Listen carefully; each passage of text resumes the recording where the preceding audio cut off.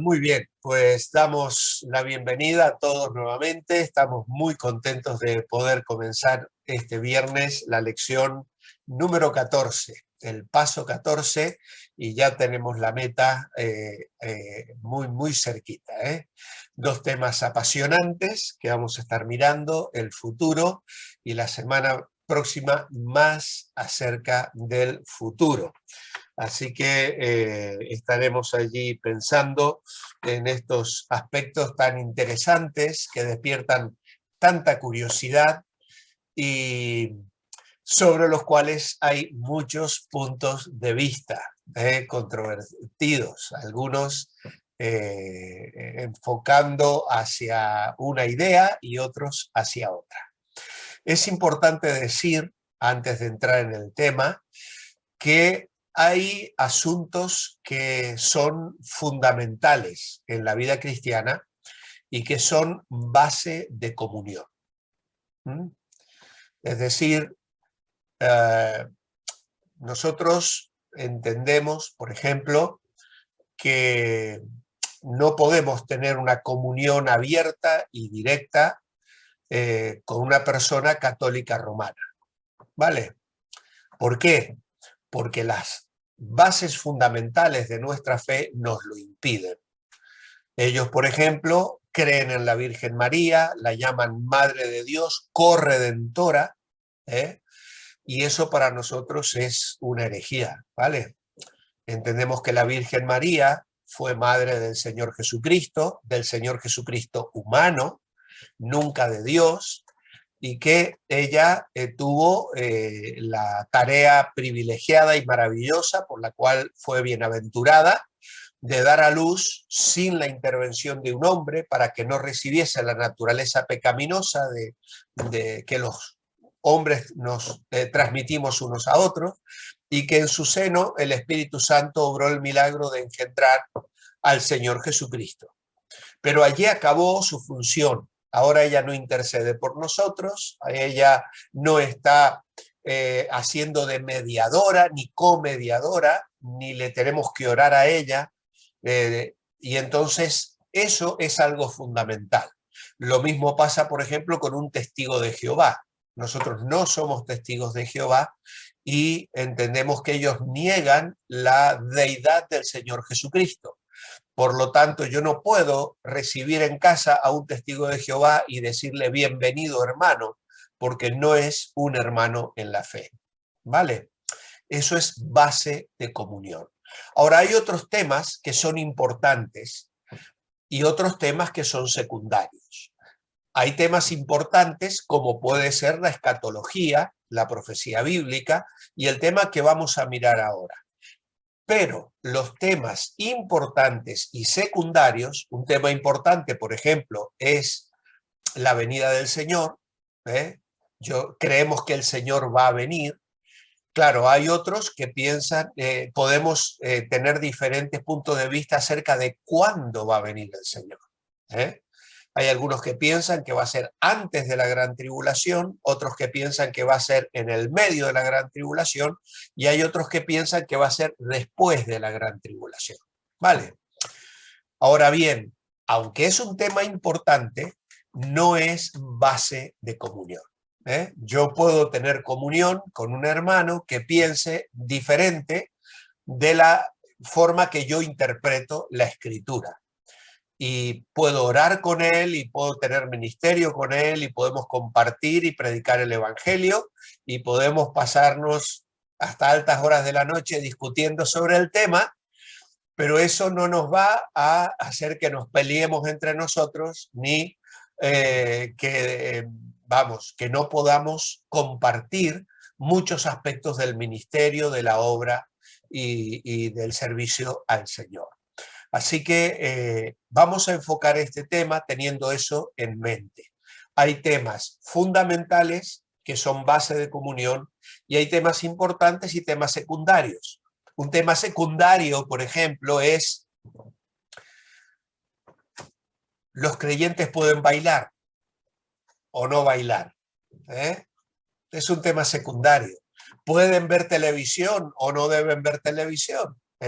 Hay iglesias donde a sus miembros les prohíben ver televisión, ¿eh? Y es a veces hasta ridículo, porque sabemos que a veces algunos de ellos tienen sus televisores escondidos en los armarios de casa para que ningún otro miembro de la iglesia sepa que tienen un televisor, ¿no? Pero lamentablemente son formas, ¿no? Y son maneras de entender, y eso es un tema completamente secundario. Es decir, cada consejo de ancianos y cada consejo pastoral decide qué va a enseñar a su iglesia sobre estos temas secundarios, sobre los temas importantes, pero los temas fundamentales son base de comunión. Y esto es algo que tenemos que tener muy claro. Vamos a entrar hoy en el tema del futuro, de escatología bíblica, llamándola así en términos teológicos y de seminario, y el estudio que vamos a hacer va a ser el enfoque con el que yo fui formado, que coincide exactamente con el que se nos presenta en el manual, y no vamos a entrar en discusiones, a lo mejor mencionaremos algún detalle, pero hay otras posturas muy respetables y que tal vez podéis intentar conocer buscando otras fuentes, ¿no? Quizá más adelante podamos también dedicar un tiempo a estudiarlas. Todas tienen argumentos importantes y que debemos considerar, pero finalmente debemos tomar una postura en la cual nos sintamos cómodos, ¿no? Y personalmente hemos estudiado esto y aunque amados hermanos han optado por cambiar de postura, en el caso nuestro como iglesia seguimos manteniendo esta perspectiva, aunque hay hermanos dentro de nuestra iglesia que piensan diferente también, pero que respetan la postura que los pastores mantenemos en relación a este tema. Así que bueno, vamos a orar y nos metemos de lleno en el tema. Padre, gracias te damos por esta noche, por la oportunidad de reunirnos una vez más para hablar sobre temas bíblicos y que tienen que ver con nuestra esperanza, con nuestra fe y con la expectativa con la cual vivimos cada día de nuestra vida. El Señor Jesucristo prometió volver. Él anhelaba preparar un lugar y prometió venir y tomarnos consigo para llevarnos a ese sitio, para estar con Él para siempre. Y sabemos que eso va a suceder. No sabemos exactamente cómo ni cuándo, porque el Señor nos dijo que eso solo lo sabe el Padre. Pero nosotros, Señor, abrazamos esta esperanza, es de consuelo y de aliento para nosotros. Y pedimos ahora que al comenzar a estudiarlo hoy, hables también a nuestros corazones. Lo pedimos orando en el nombre del Señor Jesucristo. Amén y amén. Bueno, pues vamos entonces a compartir la pantalla y compartir el sonido también, porque me tenéis que escuchar. Muy bien. Paso 14, el futuro, y aquí tenemos la presentación del manual, ¿vale? Se ven personas que están siendo llevadas hacia el encuentro de una mano que nos representa el encuentro con nuestro Señor. Dice, a veces, al ver la confusión en el mundo, uno pregunta, ¿qué nos espera en el futuro? ¿Está Dios todavía en control del mundo? La Biblia describe el plan soberano de Dios para el futuro. Veamos algunos detalles. Y aquí tenemos un calendario profético. En primer lugar, tenemos aquí la iglesia, la época presente, ¿vale? Podríamos entonces señalar este punto, a ver si encuentro aquí algo con lo que escribir y marcar un poquito, la época en la que estamos actualmente. Veríamos la época presente, la iglesia. Luego, lo que se denomina el rapto, que es el gran tema que nos va a estar ocupando hoy. En este caso, junto con el arrebatamiento o el rapto, sucede la resurrección de los muertos en Cristo, y también los creyentes que estemos vivos seremos arrebatados con el Señor, y esta será la primera lectura que vamos a tener. Luego entendemos que se va a abrir un periodo de 7 años de tribulación, que la Biblia llama también gran tribulación, y sobre la cual vamos a estar mirando también hoy algunos pasajes bíblicos. Luego de este periodo de tiempo aquí sobre la tierra, que es un periodo de juicios y de castigos sobre la humanidad, se produce lo que denominamos la segunda venida, ¿vale? Muchos hablan de la segunda venida refiriéndose al rapto, pero al rapto nosotros entendemos que no es la segunda venida, porque el Señor viene para encontrarse con su iglesia en el aire, no llega a posar sus pies sobre la tierra. Pero en la segunda venida sí, se produce el regreso de Cristo a la tierra y la resurrección de los creyentes del Antiguo Testamento y la tribulación.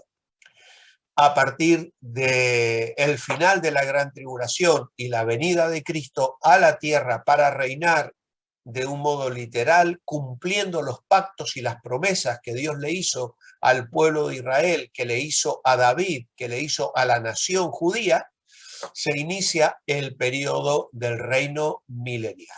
1000 años sobre los que el Señor gobernará aquí sobre la tierra. Entendemos que nosotros reinaremos con Él, y vamos también a mirar la semana que viene algo acerca de esto. Una vez acabados estos 1000 años, se produce la resurrección de los impíos, ¿vale? Para el juicio final, y lo que la Biblia denomina el gran trono blanco, ¿eh? Es el lugar donde todos los seres humanos van a recibir el juicio de parte de Dios por no haber confiado en Cristo y haberse cobijado bajo la obra salvífica que Cristo llevó a cabo en la cruz del Calvario. En el gran trono blanco no habrán creyentes, porque ya todos habrán participado de la vida de comunión y de salvación que ofrece el Señor, y aquellos que entrarán en el reino milenial, que estarán aquí bajo el cuidado del Señor sobre la tierra. Luego de esto, la Biblia nos habla de la eternidad, el cielo para los justos y el infierno para los injustos, ¿vale? Así que esto es lo que tenemos por delante, y precisamente lo que a muchos les molesta, diríamos así, de este tipo de enfoque, es que sea tan cuadriculado, ¿no? Que sea tan cronometrado, que se hable exactamente de 7 años, que se hable luego de 1000 años de una manera concreta, y que, a esto se añaden muchas fechas, la interpretación del libro de Daniel, cosas de los imperios que Daniel vio en aquella estatua de que el rey Nabucodonosor soñó, y luego las revelaciones que Dios le dio específicamente en visiones al profeta Daniel. Incluso hay quienes ofrecen concretamente en los años que hubieron desde la orden en la que Ciro manda que el templo de los judíos puedan regresar de la cautividad babilónica a reconstruir el templo en Jerusalén, y la entrada del Señor Jesucristo para la semana de la crucifixión, que parece ser que hay unos años muy concretos, y el día que el Señor entró en Jerusalén sobre el burrito, sobre el pollino, en lo que conocemos como la entrada triunfal, se estaban cumpliendo exactamente el periodo de años que Daniel había profetizado, y en los que se quitaría la vida al Mesías, cosa que aconteció 8 días después.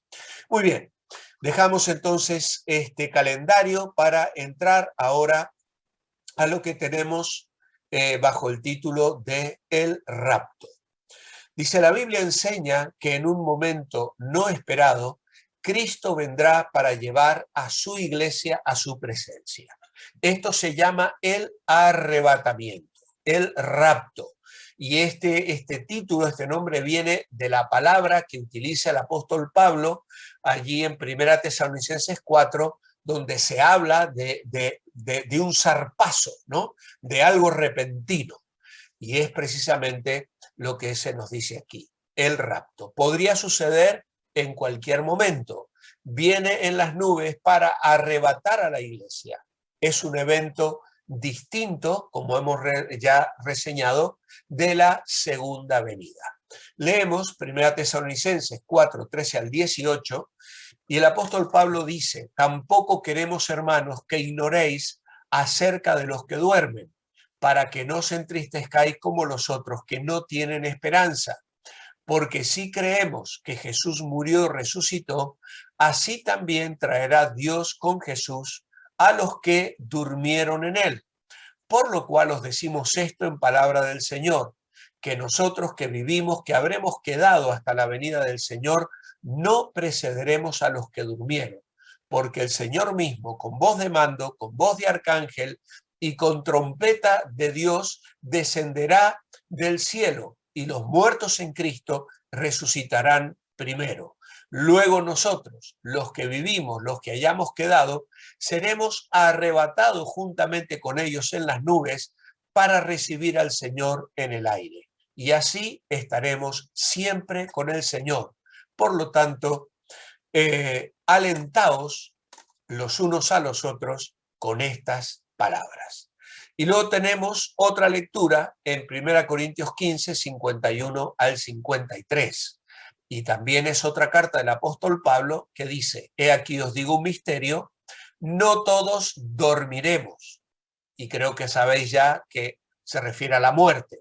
No todos dormiremos, pero todos seremos transformados en un momento, en un abrir y cerrar de ojos, a la final trompeta, porque se tocará la trompeta y los muertos serán resucitados incorruptibles y nosotros seremos transformados.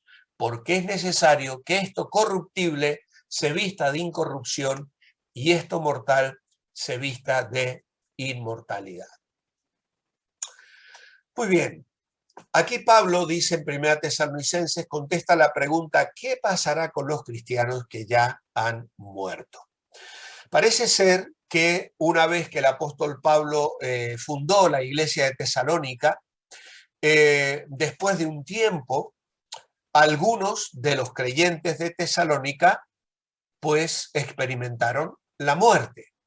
Y entonces la pregunta de los creyentes allí era la siguiente: si un creyente muere y el Señor Jesucristo no ha venido, ¿pierde entonces la esperanza de encontrarse y de participar cuando el Señor venga?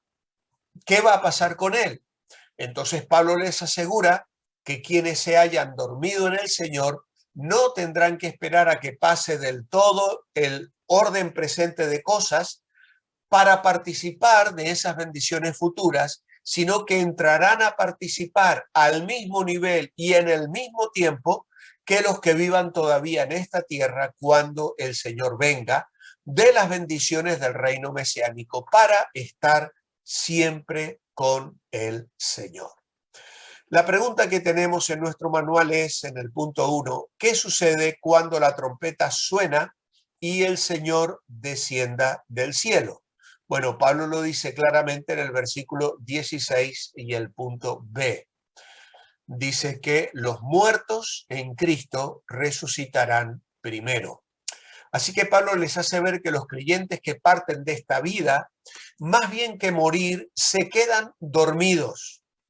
El verbo griego que se utiliza aquí es de donde luego procede el vocablo dormitorio en el griego, que es el nombre dado por los primeros cristianos a los sepulcros. Ellos le llamaban así, dormitorios. ha pasado al castellano con el nombre de cementerio. La palabra griega es koimeterion, koimeterion, y casi se ha transliterado al castellano con el nombre que hoy conocemos, cementerios, y esto sucede también en otras lenguas con vocablos similares. Por lo tanto, morir para los que mueren en Jesucristo es dormirse entre los hombres y despertar entre los ángeles. Para darse cuenta del optimismo con que Pablo contemplaba la muerte, basta con que leamos otros pasajes bíblicos, como por ejemplo 1 Corintios 15, 55 al 58. No lo vamos a leer todo, pero allí Pablo le dice a la muerte: ¿dónde está, oh muerte, tu aguijón? ¿Dónde, oh sepulcro, tu victoria? Ya que el aguijón de la muerte es el pecado y el poder del pecado la ley. Mas gracias sean a Dios dadas que nos da la victoria por medio de el Señor Jesucristo.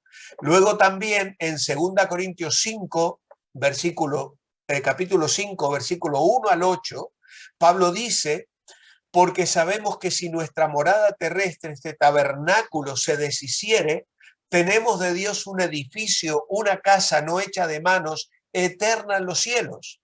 Y por esto también gemimos, deseando ser revestidos de aquella nuestra habitación celestial, pues así seremos hallados vestidos y no desnudos.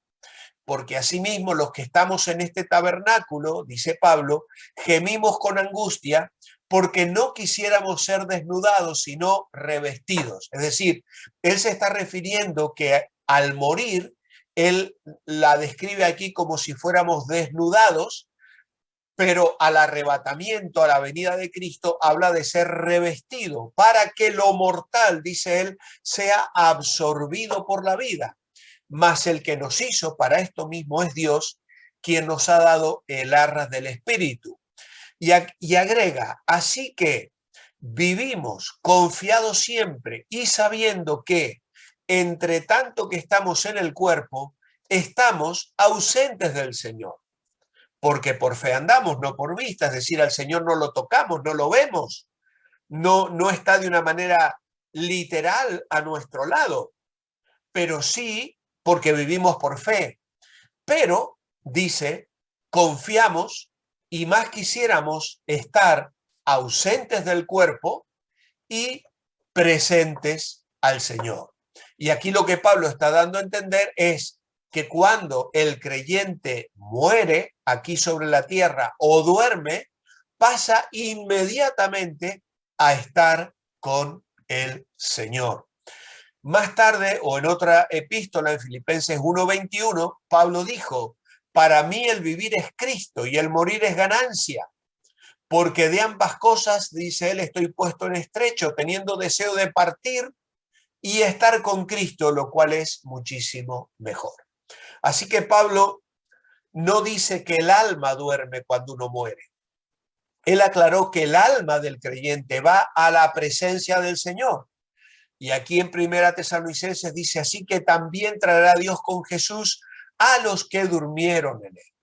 No los podrá traer cuando él venga, a menos que estén con él. No es el alma lo que duerme es el cuerpo. La definición bíblica de la muerte se da en Santiago 2:26, donde dice: porque el cuerpo sin espíritu está muerto. En la muerte, el espíritu deja el cuerpo duerme y deja de funcionar. El alma y el espíritu van a la presencia del Señor si la persona ha recibido a Cristo. Por eso Pablo en 2 Corintios 5:8, que hemos leído recién, dice: ausentes del cuerpo y presentes al Señor. Cuando un amado creyente muere, nos consuela saber que Cristo regresará, porque sabemos que Cristo traerá consigo a aquellos que murieron en el Señor.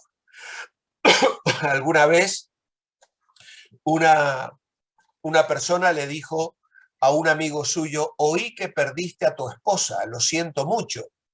Y el otro le respondió: no la he perdido, ya que uno no puede perder algo cuando sabe en dónde está. Y yo sé dónde está ella. ella estaba con el Señor. Por lo tanto, él podía decir, no la he perdido. No está conmigo ahora, pero no la he perdido. Sé dónde está. Obviamente, con esta esperanza, los creyentes no deben entristecerse como los demás que no tienen esperanza. La esperanza del cristiano no se limita a esta vida, sino que traspasa los límites de la tumba hasta alcanzar la plena posesión de la vida eterna. Obviamente que Pablo no le prohíbe a los cristianos entristecerse. Ojo, que no le está diciendo no lloréis. Él les dice, no lloramos como los que no tienen esperanza, pero sí lloramos. Y mucho más cuando la muerte es de un ser querido, o cuando la muerte es repentina, o cuando la muerte llega mucho antes de lo que esperamos que llegara. Hay la pérdida de seres queridos realmente hace que suframos un duelo y que lloremos como llora cualquier persona, pero lloramos con esperanza, con seguridad, sabiendo dónde están y que van a venir y que no les estamos diciendo adiós, sino hasta pronto. Así que lo que Pablo dice es que no debemos entristecernos como los que no tienen esperanza.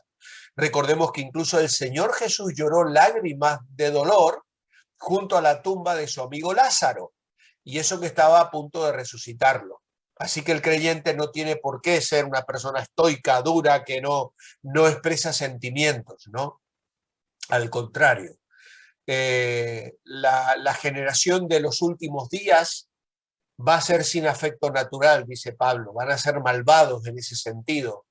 Y el efecto más natural es que el creyente ama a sus seres allegados, esposo, esposa, madre, madres, hijos, y le apena tener que decirles adiós. Muy bien, el versículo 17 también nos dice algo más.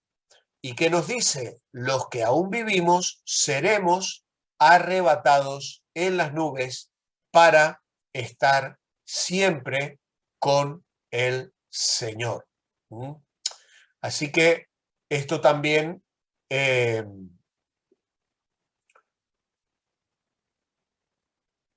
es una expectativa maravillosa que los creyentes abrazamos. El versículo 16 dice: el Señor mismo con voz de mando, con voz de arcángel y con trompeta de Dios descenderá del cielo, que es la respuesta al punto 2. ¿Quién viene para arrebatarnos? El mismo Señor Jesucristo. El Señor mismo, con voz de mando, con voz de arcángel y con trompeta de Dios, descenderá del cielo y los muertos en Cristo resucitarán primero. Aquí vemos que el Señor, es decir, el Señor Jesucristo, descenderá del cielo. Es allí donde Él está ahora, sentado a la diestra del Padre. Esto lo afirma Hebreos capítulo 1 y versículo 3. Dice que habiendo efectuado la purificación de nuestros pecados, se sentó a la diestra de la majestad de las alturas. Y luego en el capítulo 10, versículo 12, dice que habiendo ofrecido una vez para siempre un solo sacrificio por los pecados, se ha sentado a la diestra de Dios. Así que desde el día en que Él ascendió al cielo, de allí vendrá, dice en Hechos 1:11, los ángeles a los discípulos que se quedaron mirando al cielo cuando el Señor fue quitado de su vista. Desde allí, dice Pablo, descenderá con voz de mando. Y esta voz de mando viene aquí a tener el sentido del grito con que un jefe militar pone en movimiento a todo un ejército. Es una orden terminante y el ejército responde inmediatamente a la voz de marchar. También dice que descenderá con voz de arcángel. Y aunque el griego no lleva artículo, es muy probable que el apóstol se refiera al arcángel Miguel, que es el único a quien menciona la Escritura Por ejemplo, en Judas capítulo 9 aparece el nombre de este arcángel. Es el único mencionado. Hay algunos que opinan que es el único que existe, o que el otro que existía era Satanás, pero que perdió sus virtudes y privilegios que tenía. Esto es un acercamiento, una sugerencia, no lo podemos afirmar con absoluta, ni ser dogmáticos en cuanto a esto, pero sí se habla de él con ese título. Y luego que descenderá con trompeta de Dios. Y la idea de trompeta es una referencia a 1 Corintios 15:52, que dice: en un momento, en un abrir y cerrar de ojos, a la final trompeta, porque se tocará la trompeta y los muertos serán resucitados incorruptibles y nosotros seremos transformados. Aquí es donde ya comenzamos a tener las bases de una manera diferente de interpretar la Biblia, porque hay muchos que piensan que esta se refiere a la séptima trompeta de las que suenan en Apocalipsis. Nosotros entendemos que no. Esas son trompetas de juicio. Esta es una trompeta de encuentro, de comunión, de llamado para los santos. Es una trompeta que van a escuchar solamente los que somos hijos de Dios. Y en el Antiguo Testamento la trompeta se utilizaba para indicar algo extraordinario. Por ejemplo, las trompetas sonaban para los días de fiesta, o sonaban cuando el pueblo de Israel tenía que levantarse y moverse en los 40 años en el desierto, o cuando debían pararse y acampar. Es decir, algo extraordinario iba a suceder y entonces sonaban las trompetas. Y en este caso, entendemos que esta trompeta no tiene nada que ver con las trompetas de Apocalipsis, y luego también vamos a mencionarlas. ¿Dónde nos encontraremos con el Señor? Pues con el Señor, dice Pablo, nos encontraremos en el aire, en las nubes, podríamos decir. Es decir, en una situación en la que el Señor no va a poner sus pies sobre la tierra. Vamos a salir a su encuentro. Los creyentes vamos a ser absorbidos, sacados repentinamente para encontrarnos con el Señor en el aire. ¿Y dónde estaremos después del rapto? Bueno, con el Señor para siempre. Dice allí, al final del versículo 17, recibiremos al Señor en el aire y así estaremos siempre con el Señor. Y permitidme recalcar lo que he colocado allí, que se enfatiza la persona antes que el sitio. Es decir, vamos al encuentro de alguien antes que de un lugar. No está mal que esperemos llegar a un lugar. El Señor Jesús dijo: voy a preparar lugar para vosotros, porque yo quiero que donde yo estoy, vosotros también estéis. Pero la expectativa nuestra es encontrarnos con el Señor Jesucristo. Así que aquí tenemos entonces expresamente profetizado el arrebatamiento de los creyentes. Y en esto estamos todos de acuerdo. Todo creyente, todo hijo de Dios, todo aquel que ha aceptado a Cristo como su Salvador, debe creer en el arrebatamiento. Esto no es un invento nuestro. Está en la palabra de Dios, lo acabamos de leer, y esto es algo indiscutible, tanto de los que hayan muerto y resuciten entonces, como de los que vivan y sean transformados. Y el encuentro se realizará en el aire, no en la tierra. Y esto es lo que se distingue claramente de su regreso en la tierra, porque en Zacarías capítulo 14 y versículo 4 se habla del regreso del Señor a la tierra. Dice: y se afirmarán sus pies en aquel día sobre el monte de los olivos, que está enfrente de Jerusalén al oriente. Y el monte de los olivos se partirá por en medio hacia el oriente y hacia el occidente, haciendo un valle muy grande.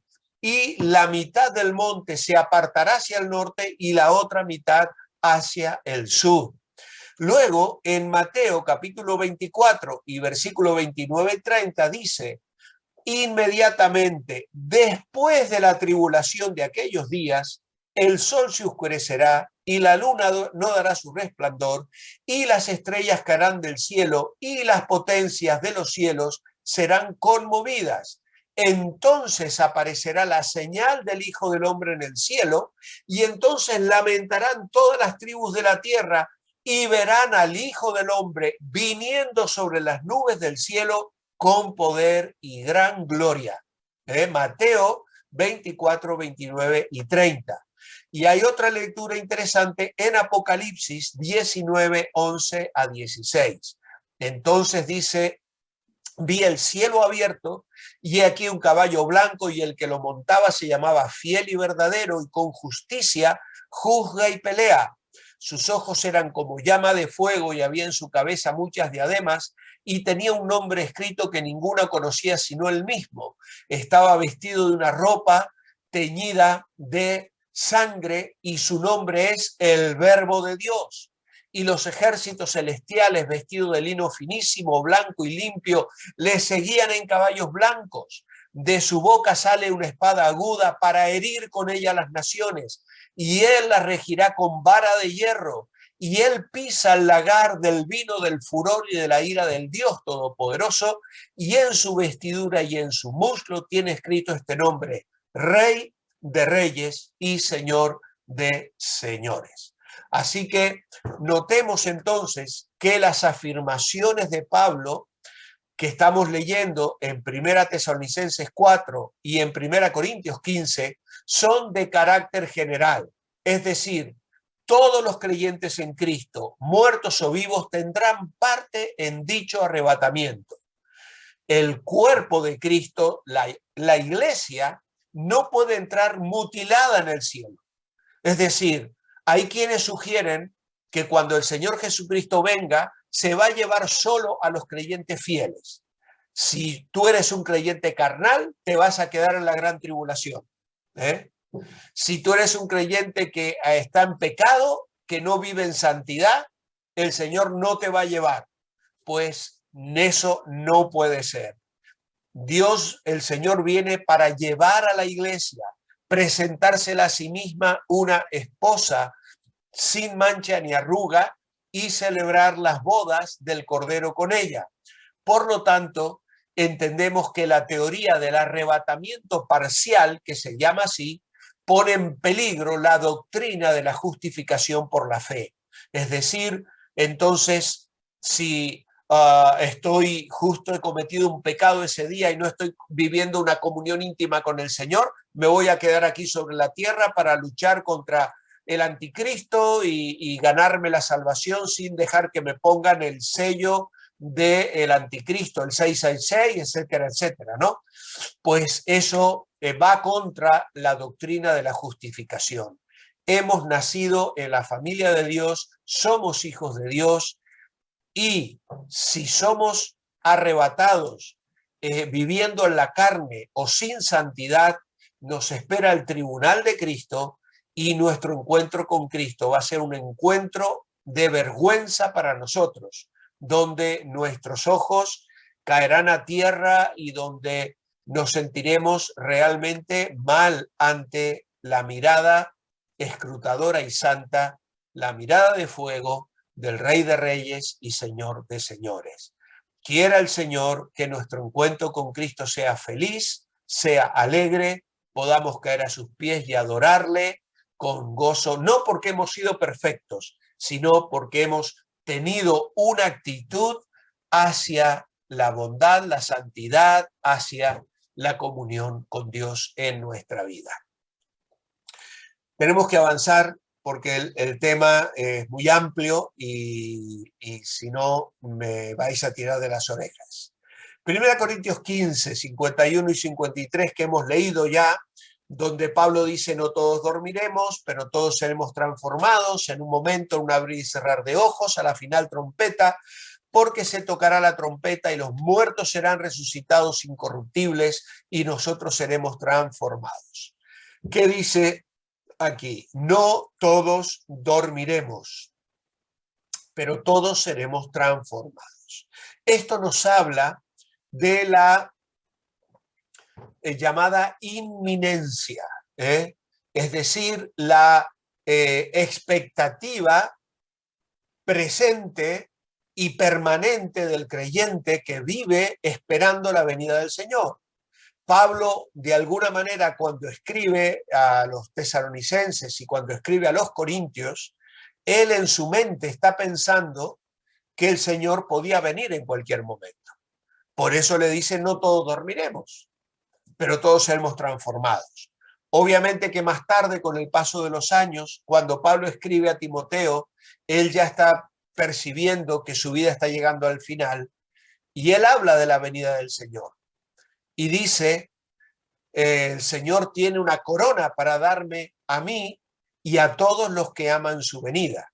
Pero antes de eso, él dice, yo ya estoy para ser sacrificado, el tiempo de mi partida está cercano. Él estaba entendiendo que su vida llegaba al final y que el Señor no habría de venir tan inmediatamente como él estaba esperando anteriormente cuando escribió en este sentido. Así que no todos dormiremos, pero todos seremos transformados. La palabra dormiremos en la Reina Valera es una referencia a la muerte, ya lo hemos explicado. No todos los creyentes morirán porque serán raptados antes de morir. ¿Serán raptados todos los creyentes vivos o solo algunos? Pues no, todos los creyentes que vivan en el momento en que Cristo venga van a ser arrebatados. En el rapto, leemos aquí también, lo corruptible será convertido en incorruptible y lo mortal será convertido en inmortal. ¿Qué cree usted que significa esto? Pues que experimentaremos una profunda transformación que será sin dolor, como ponerse un vestido nuevo. Vamos a recibir el cuerpo de resurrección, ¿vale? Es el cuerpo similar al que el Señor Jesucristo mostró después de la resurrección, que aparecía repentinamente en medio del aposento alto, que estaban con puertas y ventanas cerradas por temor a los judíos, y el Señor se hacía presente y luego desaparecía repentinamente. Se hacía presente y luego les decía, mirad que yo mismo soy, tengo hambre, ¿tenéis algo de comer? Y le dieron pescado y miel. Por lo tanto, eso nos habla de que con el cuerpo de resurrección vamos a poder disfrutar de unos buenos asados argentinos o uruguayos, o de unos buenos mariscos de Sevilla o de Huelva o de Galicia, ¿no? ¿Por qué? Porque vamos a comer en el milenio, en la eternidad, pues vamos a tener vidas, vamos a tener cuerpos y no vamos a ser angelitos tocando el arpa o el violín sentados sobre nubes, estando aburridos sin hacer nada. Habrá una dinámica de vida, de trabajo, que dé sentido a nuestra vida y no habrá pecado, no habrá angustias, no habrá tristeza, no habrá soledad, no habrá ansiedad, no habrá intranquilidad, no habrá peligros, etcétera, etcétera. Vamos a recibir un nuevo cuerpo, vamos a ponernos un nuevo vestido. ¿Cuánto tiempo durará el cumplimiento del rapto?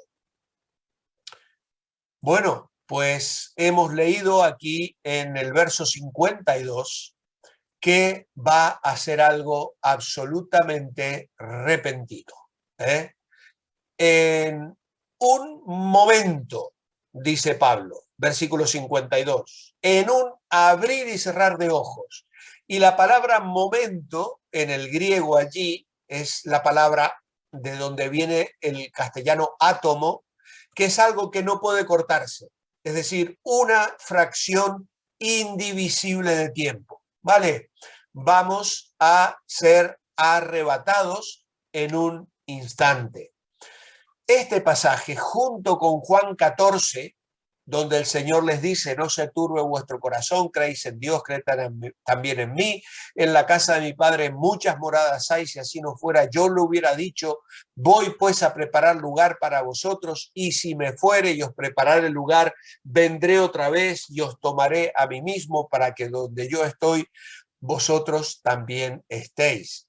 Este pasaje, junto con Juan 14, constituye la base bíblica para el arrebatamiento de la iglesia.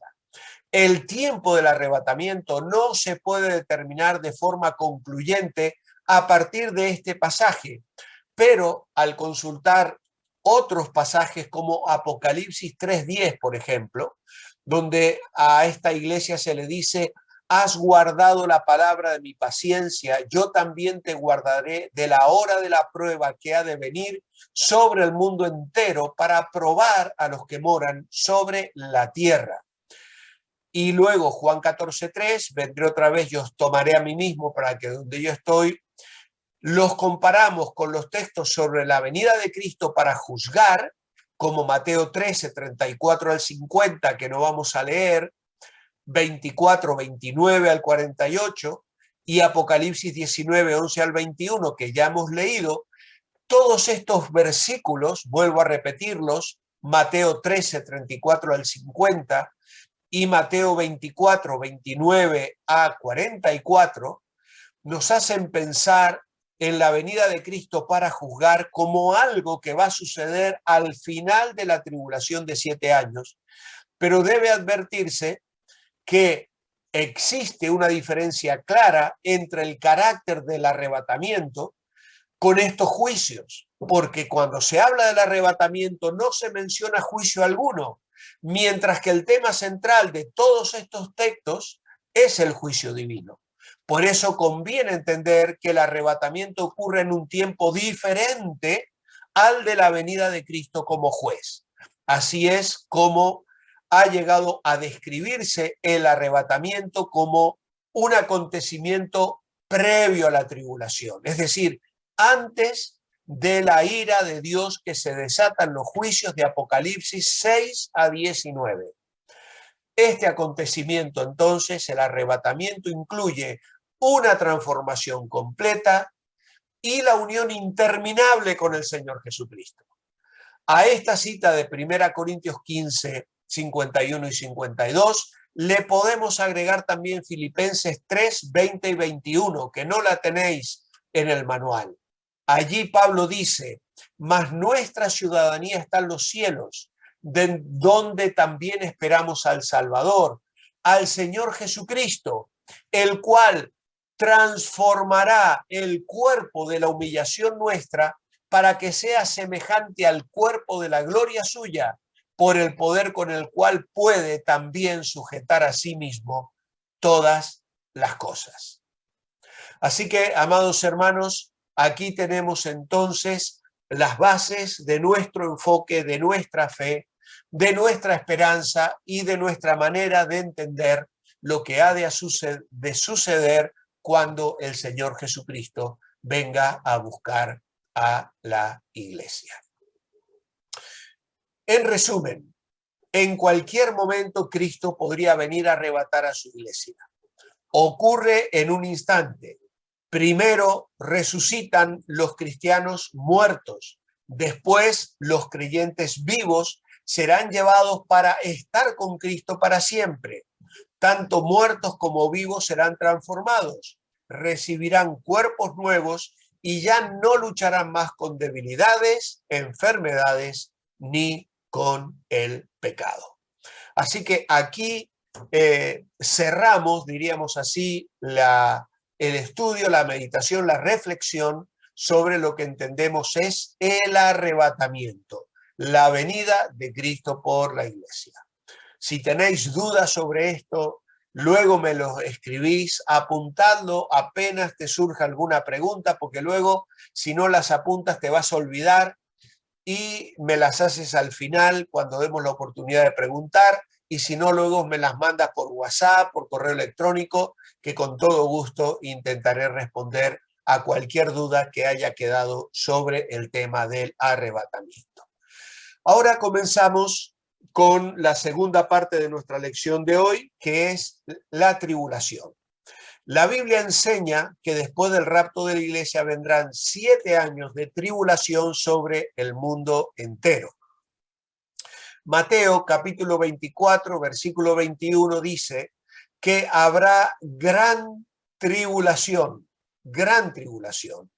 cual no la ha habido desde el principio del mundo hasta ahora, ni la habrá. Así que es una situación verdaderamente desconocida para el mundo, la que va a experimentar cuando los juicios de Dios comiencen a desatarse sobre la humanidad.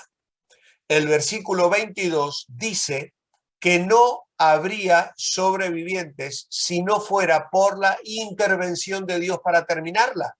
Dice, si aquellos días no fuesen acortados, nadie sería salvo, mas por causa de los escogidos aquellos días serán acortados. Y aquí viene la pregunta, ¿quiénes son estos escogidos entonces? ¿No? Si estamos diciendo que la iglesia se ha ido con el Señor y comienza luego aquí la gran tribulación, ¿quiénes son estos escogidos? Bueno, vamos a ver que durante la gran tribulación habrán personas aquí sobre la tierra que van a ser parte del plan, del propósito de Dios para compartir el evangelio a los que son llamados de esta manera o designados de esta manera como escogidos. El libro de Apocalipsis describe el tiempo de la tribulación así. En primer lugar, comienza después del arrebatamiento de la iglesia. Hay quienes sugieren que esto es al día siguiente, es decir, el Señor viene por la iglesia y al día siguiente comienza la gran tribulación.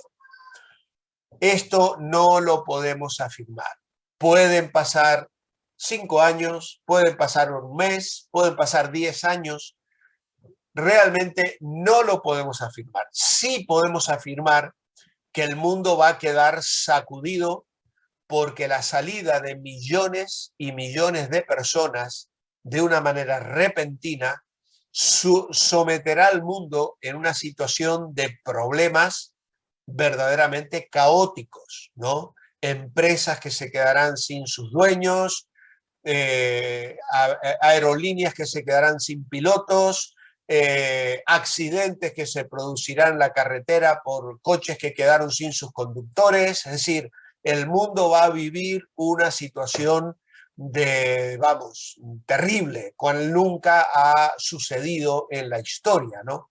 Y entonces es probable que se abra un tiempo verdaderamente complicado, pero no podemos afirmar con toda rotundidad que la tribulación comienza con el arrebatamiento. Si decimos lo que dice aquí, comienza después del arrebatamiento, y cuando, pues luego lo veremos. Segundo, será un tiempo cuando Dios dará rienda suelta a su ira contra la humanidad perversa. Dice Apocalipsis 14, 19, y el ángel arrojó su hoz en la tierra y vendimió la viña de la tierra y echó las uvas en el gran lagar de la ira de Dios, y fue pisado el lagar fuera de la ciudad, y del lagar salió sangre hasta los frenos de los caballos por 1.600 estadios. Así que aquí vemos que realmente va a ser una situación verdaderamente caótica y trágica en la tierra. Habrá 3 series de juicios que están reseñados en Apocalipsis 6, 8 y 9 y 15 y 16. Aquí se habla de sellos, de copas y de trompetas. No sé si las estoy diciendo exactamente en el orden, sí. Primero el sello, luego las trompetas y luego las copas. Estos incluyen la guerra, el hambre, la muerte, más de la mitad de la población mundial, plagas y terremotos. La tercera parte de toda la hierba verde, el agua potable y lo que vive en el mar será destruida. La gente será atormentada durante 5 meses con un dolor tan intenso que desearán morir.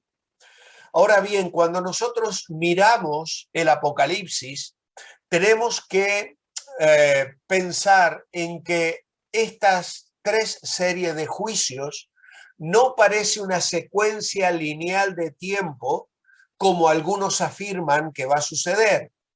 Aquí no parece ser lineal ni cronológica, sino que cada ciclo de estos termina con la destrucción del mundo. Es decir, si vosotros leéis Apocalipsis, vais a ver que al final de los sellos, el sexto sello es un caos absoluto. Lo mismo pasa con las trompetas y lo mismo pasa con las copas.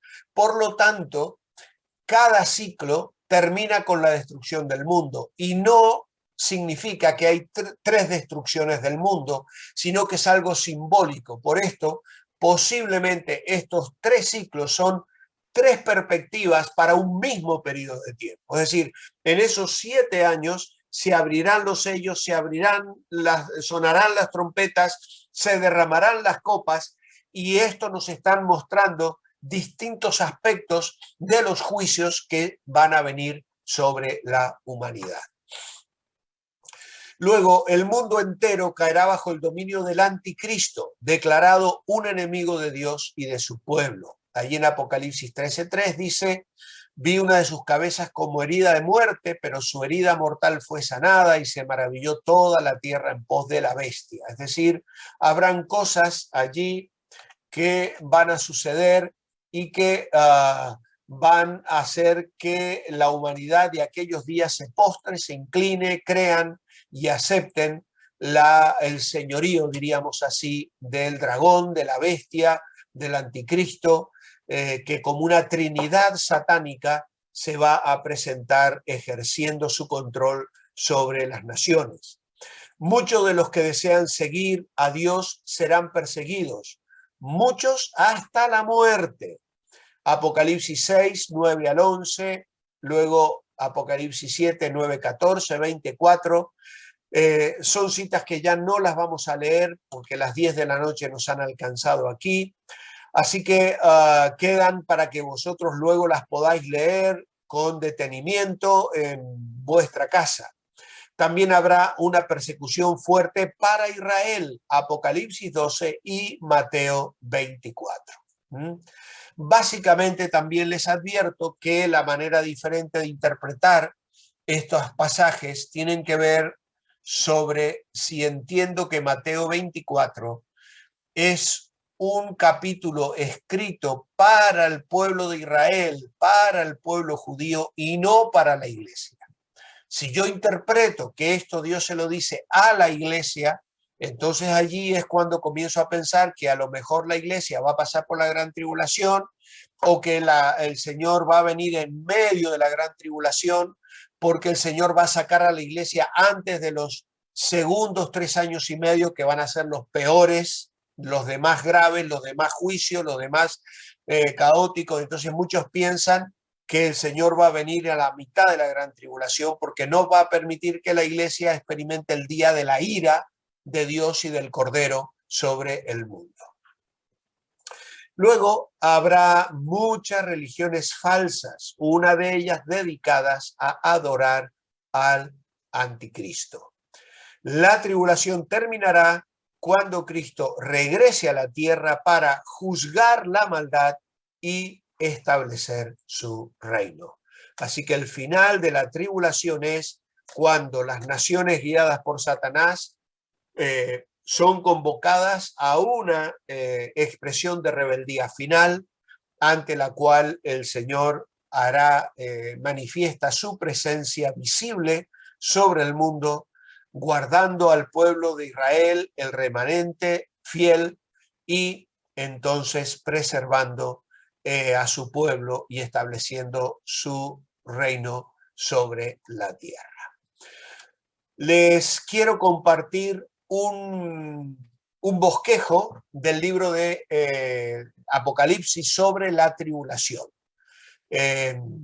No vamos a detenernos ya mucho porque el tiempo nos ha ganado un poquito. Tal vez la semana que viene podríamos dedicar algo de tiempo sobre esto, pero aquí tenemos la tribulación, ¿vale? En Apocalipsis 4 se habla del trono de Dios, ¿vale? Apocalipsis 4. En Apocalipsis 1, 2 y 3 es donde Juan escribe las cartas que el Señor envía a las iglesias, que eran 7 iglesias del Asia Menor, representativas de las cientos de iglesias que existían en aquel momento en el Imperio Romano, porque el Evangelio se había predicado, se había llevado a muchos lugares. Cuando comienza Apocalipsis 4, dice allí, Dios le dice a Juan, sube acá y te mostraré las cosas que sucederán después de estas. Hay muchos que interpretan esa subida de Juan como figura del arrebatamiento de la iglesia, porque en Apocalipsis 4 y en Apocalipsis 5 luego aparecen 24 ancianos sentados alrededor del trono, adorando ante el trono, rindiendo sus coronas a los pies del Cordero, y entendemos que esos 24 ancianos son representantes de la iglesia, y esos 24 ancianos aparecen en el cielo en Apocalipsis capítulo 7. Por lo tanto, entendemos que la iglesia, que ya no es mencionada entre el capítulo 6 y el capítulo 19 de Apocalipsis, ya no se menciona la iglesia, sino a estos 24 ancianos, entendemos que la iglesia ya está en el cielo, está con el Señor, y entonces aquí sobre la tierra comienzan a desatarse los juicios del cual el profeta o el Apocalipsis nos señala. Tenemos aquí los juicios de los sellos, tenemos los juicios de las trompetas y los juicios de la ira. Como veis siempre, el número 7 de los sellos son las 7 trompetas, las 6 trompetas. La séptima trompeta son las 7 copas de ira. Y recién mencionábamos precisamente que no creemos que sean cronológicas, sino que son 7 enfoques de las mismas situaciones, de los mismos juicios que a lo largo de estos 7 años van a estar derramándose sobre la tierra. Aquí tenemos la bestia del mar con los 10 cuernos, Apocalipsis 13, Daniel capítulo 7, Daniel capítulo 19, y aquí notamos la importancia de entender la profecía también desde los libros que tenemos en el Antiguo Testamento, especialmente el libro de Daniel. Una vez que acontecen todos estos juicios, Satanás, el gran ladrón que se llama Diablo y Satanás, viene sobre la tierra para traer lo que es la abominación desoladora, es echado del cielo, diríamos, se acaba su oportunidad de acusar a los creyentes y entonces viene sabiendo que le queda poco tiempo con toda la ira a hacer los desastres que va a hacer sobre la tierra, presentando al anticristo. En ese tiempo se manifiesta la bestia con los 2 cuernos, van a haber mártires, van a haber 144,000 sellados del pueblo de Israel que con una gran multitud de creyentes van a predicar el evangelio del reino, y mucha gente, millones de personas se van a convertir y se van a negar a recibir la marca de la bestia y van a pagar con sus vidas su decisión de creer en el evangelio del reino. Y entonces, a la mitad de esta semana, que probablemente estos primeros 3 años y medio sean de paz y de tranquilidad aquí sobre la tierra, porque el anticristo va a firmar un tratado de paz con Israel y el templo probablemente va a ser reconstruido.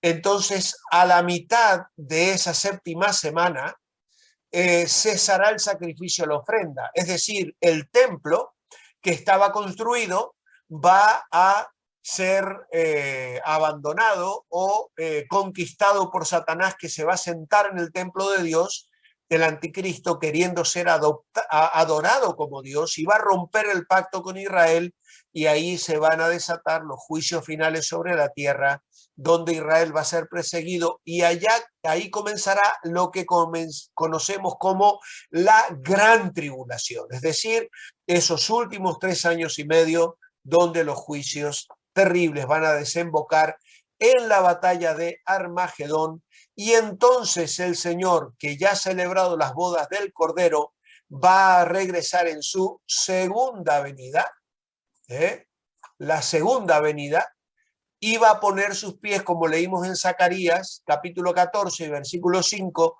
sobre el monte de los olivos, que se va a partir en medio y va a surgir un río de agua viva para sanidad de las naciones, etcétera, etcétera. Y la bestia y el falso profeta van a ser juzgados, condenados y atados para que se establezca el milenio aquí sobre la tierra. ¿Vale? Así que, bueno, con este gráfico espero haberos ayudado, no haberos confundido más sobre estos temas que a veces parecen difíciles de entender. Vamos a mirar un cuadrito más que tengo para compartir con vosotros, parecido al del principio, porque no me viene aquí. Ahí lo tenemos. Tengo que borrar todavía algunas líneas que me han quedado aquí. Muy bien, ahí están borraditas. Y entonces aquí tenemos otra vez el cuadro que hemos estado explicando.